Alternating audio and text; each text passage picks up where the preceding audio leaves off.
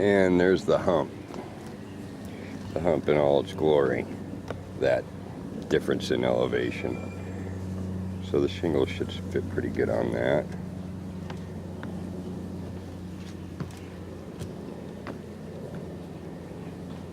The reason I did it like that instead of going every row like this was it was raining and I wanted to finish the living room. That way at least there'd be one room that wasn't gonna be leaking in case it did rain for a while.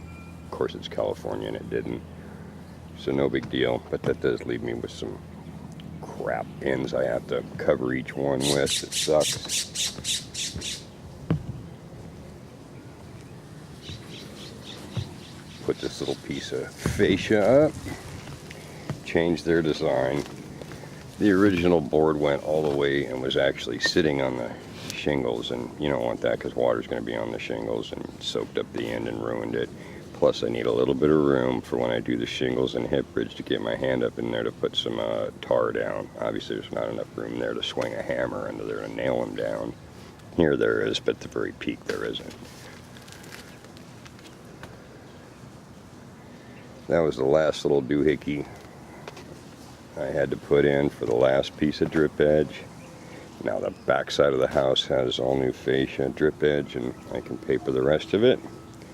And then I'll actually be halfway done with the paper, then it's back to that crap until I get the roll cap sheet for this and shingles for this. And here's what I got left to tear off and redo the back half, or front half, excuse me. It's less square footage than what I've already completed though. And this side didn't ever leak too much, so I'm hoping I can salvage some areas and not have to replace every stitch of wood. Because if you stand up in the garage and look up, the boards look okay, except way down there where they're collapsed. And if you stand on the front porch and look up, these boards under here look okay. So I'm hoping to salvage a couple sections. I know the whole outer edge where the eaves are, this without question, that has to be done. But hopefully we can get away with not doing these. That'll be like 8 sheets and a bunch of days of labor. But you can see the state of this, obviously. That just straight fell through. Fuck. Ah, shit. Boy, it's been a long time coming. I started August 8th. And we're past 30 days. It's something. I don't know what the, oh yeah, 15th, so.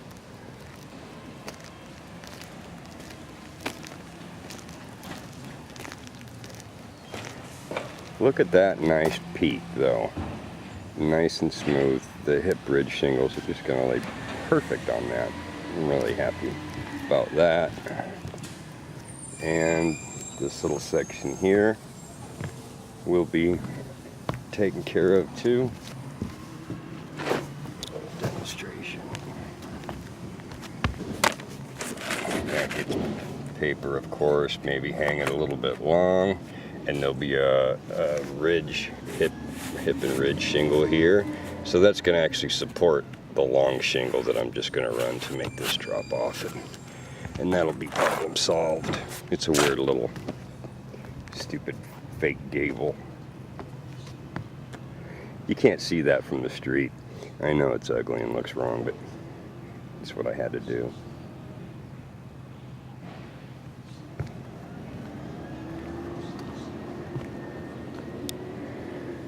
I found if you roll out the roll and let a sheet heat up, you get slightly better results. You see how each one's got that little rip? Because the edges of the roll get bumped, whatnot, in transition. It just transfers right over to the edges. So now I've been preheating a piece, cutting it, and then setting them up on the deck, and then putting them in place. It seems to work a little better.